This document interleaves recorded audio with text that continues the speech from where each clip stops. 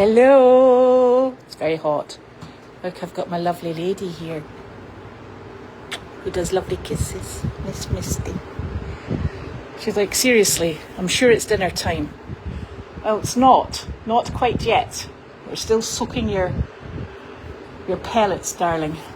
Yeah, they're coming. It'll be nice and cold. And delish. And replenishing of any sweat that you may have lost today. We'll be replenishing it later with dinner. And here's my little Huggy Buggy. How did I turn this blinking thing around? Here he is. Little Mr. Alfie, who has managed to get one of his fly boots off. The second one on the back looks like it's coming off. This is my Mr. Blue Eyes here. Well, not my Mr. Blue Eyes, but I don't know if you can see them. Alfie. Hey, Huggy. He's a good boy. Anyway, it's a touch warm today, and I've got a mule breathing hot, steamy stuff down her nostrils, down my back. Yeah, that's nice. Thank you, darling. Thank you, sweetheart. So, something very interesting about this lovely lady here, our Miss Misty. When she came in as a quarantine, the vet came to see her, and we tested her heart because she was a 1 on the body score, 1 out of 9 that is, and we really like them round about 4 or 5, and they said that there was a problem with one of the ventricles in her heart, and it was flooding, and she maybe had 6 months, etc. And he said, right, well, that was fine. We were giving her a soft landing, and that was just the way we were going to deal with it. And Dr. Parrott came back last week, and we were having her release from quarantine inspection done. And he said, she's looking fantastic. She's a 5 out of 9, which is optimum weight. I can't remember if I've told you this. But the really odd thing is, she's now got this tiny, tiny little murmur. So all bets are off now. So all her, see, listen, look, see, she wants her butt scratched. You are so predictable. I don't like the butt, I'd like the face, please. So she is now super duper doodah. And so she's going out for walks. Once she's totally cleared her quarantine, we're going to take her out in hand walks, because there is absolutely nothing wrong with you in big poop. You have been wrapped in cotton wool for such a long period of time. Yeah. Cotton wool. Breathing on me really doesn't help, nor does it make me go any faster. It doesn't. You are adorable. And she has a terrible problem with flies, but she doesn't like sprays. In fact, I've never seen a mule jump so high with a spray. So we have to rub it on a cloth and then rub it all over her. You're just some girl. Huh? You're the best girl? I know, you are. You're a very affectionate lady. We do love you. Yes, we do. Because she is super duper. So, I'm not sure, was this supposed to be our hottest day? Or have we got another, I know we've got another hot day coming. I'm not sure if this is our hottest day. I can't bear to look any longer. Everybody's done very well. Janine's obviously got the barn doors closed. She'll have wetted down the aisle, and she's got the fans going to keep everybody as cool as possible inside. The animals, at midday, I took them down some chilled, freshly cut watermelon. The ducks had that in their water, and the little chickens had that, and the bunnies, and the goats. So they're all quite happy. You're not getting any because they finished it. I'm sorry. So everybody seems to be coping okay. We're very fortunate up here in this farm in that we have actually got a breeze, and everybody is outside grazing, and you can't stop them. So everybody's outside grazing, and they seem to be coping fine, probably because we've got this breeze. Now, to me personally, the breeze is more like a hot hair dryer, but it seems to work for those of us with 4 legs. It's not doing much for me. You are still breathing on me. I know. But I'm putting up with it because I love you. So, I'm hoping that everybody who's suffering from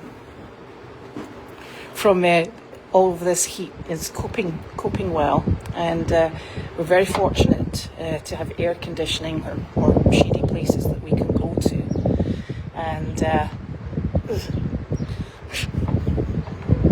would see you. I'm going over here. I think I was in her breezy bit. She's like, get out my way. I know that is actually quite a nice breeze now. It's really picked up. Yeah, that's quite cool. That's good, isn't it? We like that. Her nose going. She's like, are you smelling for food? See if there's any food coming. It's not here yet. No. And the sheep are all out grazing. I find this bizarre, but everybody seems very happy, so that is good news. What else was I going to tell you? So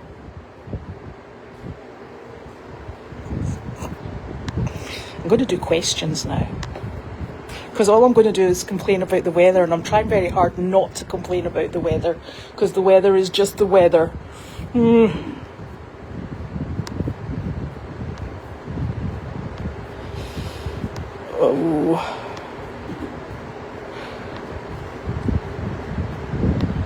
Anyway, on the topic of corn growing and making a noise, and rhubarb, I went into the barn today, and I thought there was something. We've got mice and we've got squirrels in the barn. Not you, because you don't like being in the barn. We've got squirrels in the barn, and I thought, gosh, this is a really heavy thump, and I wasn't quite too sure just exactly what we had in the barn, and the barn doors at the front thumping. They were blowing out and thumping off the threshold, so that was quite a relief, because I thought that sounds like a rather large animal in here, not quite what I was expecting. So I'm going to keep going through these questions. I'm touching things I shouldn't be here. And I made a silly mistake today. I got my finger stuck in the garage door as it was coming down, and I bent two of my fingers in together, and honestly, I've never ever trapped my fingers in a door. There's always time, isn't there? Always time. God knows going. So I've got hurty fingers, but Nick went out and bought me ice, so I've had my fingers in a cup of ice for the majority of the afternoon, which is probably not a bad thing. She is very sweet. This meal just thinks we're all here for chit chats, aren't we? We're just here for chit chats. That's all we do, is talk to you all day. And when you leave her, she goes out into the paddock and shouts for you to come back. She's super social, aren't you? I think you're going to get put under saddle. That'll sort you. Give you something to do, something to complain about. Yes, indeedy.